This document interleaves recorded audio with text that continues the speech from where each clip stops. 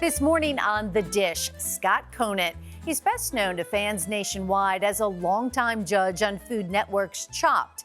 He also defined upscale yet approachable Italian cuisine with his New York City restaurants, earning James Beard Awards and recognition from Food and Wine magazine and the New York Times. But you may not know where his food journey began. Conant grew up in Waterbury, Connecticut, a town many Italian Americans call home.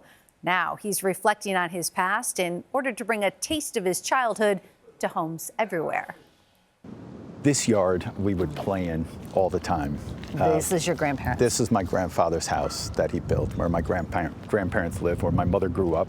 Scott Conant loved visiting his grandparents' home on Martone Street in Waterbury, Connecticut. And I will never forget the scent of the house. It had this old world Italian, scent to it. He has fond memories of the garden out back bursting with basil and his grandma cooking sauce on Sunday. You would come to Martone Street to cook sauce on Sunday. Yeah. What was that like? Well, it was, a big table. One of my first memories is sitting at that table with all the chatter and all the talk and all the stories and all the characters and the people, all the food, not dissimilar to this, the escarole and beans and the pasta and the meatballs and the sausage and the antipasto and the chicken cutlets or whatever protein was being served. I feel like food is this conduit for connection.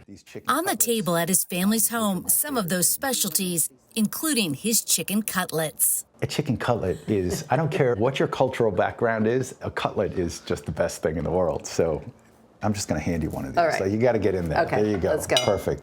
Cooked in olive oil. Not bad, right? Delicious. Next, pork and veal meatballs made with love by his mom. Up late, so excited for this moment. Thank you, Mommy dearest. Pork and veal, a little bit of Parmesan cheese, breadcrumbs, oregano, garlic, a little bit of onion, parsley. I feel like I'm at your Sunday meal. That's what it should be.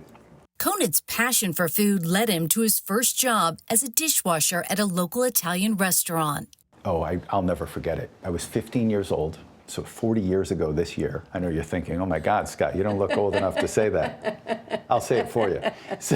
So I got a job at a family friend's restaurant, and I remember walking into that commercial kitchen for the first time and just being absolutely wowed. Like, oh my God, I didn't, it was a foreign world to me. I didn't know that existed. And it was fun, and it was different, and it was hard work, but it was fulfilling. It was your calling. It was, I feel like it was.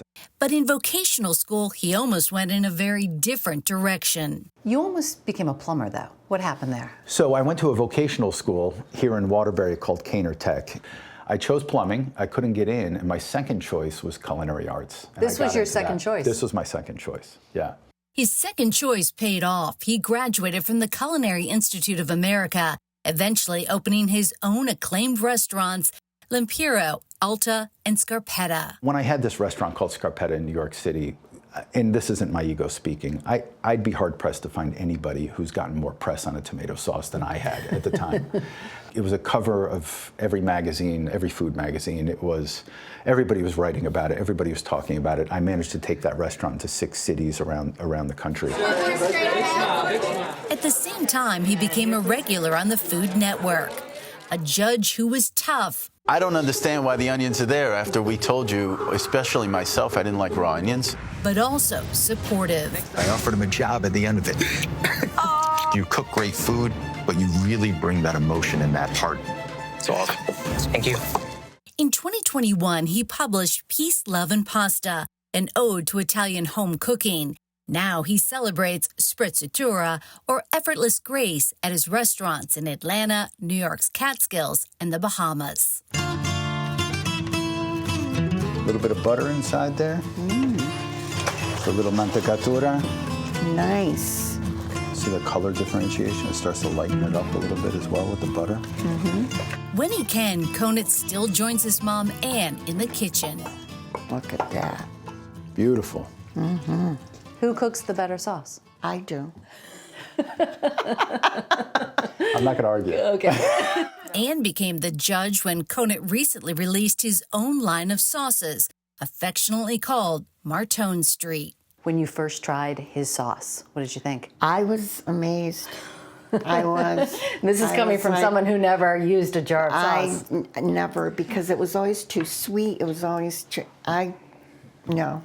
I tried Conant's creation in his spaghetti pomodoro. Oh, wow. Look at that.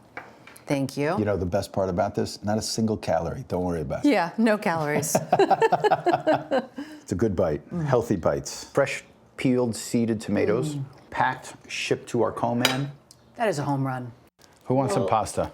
Conant still gathers his family on Martone Street for a taste of the past. This is the campagna, but it was cooked with the meatballs and sausage. So Does your sauce tell the story of your childhood?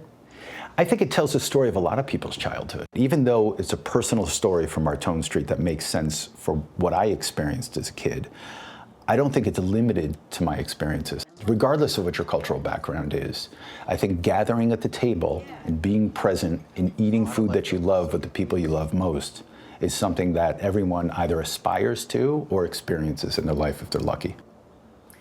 And it's all about family for him. And as you could see, all of his relatives, they were all there behind the scenes. Every aunt, uncle, grandma making those meatballs for us. Thank you. Really? It was just amazing. It was really lovely. It's so nice to go inside his parents' home kitchen, and you don't need a lot to make delicious food, and you just need as many chairs as will fit in a table. I like seeing that packed family Yes, table. it was really nice. So great. All right, Mike, thank you for that dish. Now I'm hungry. All right.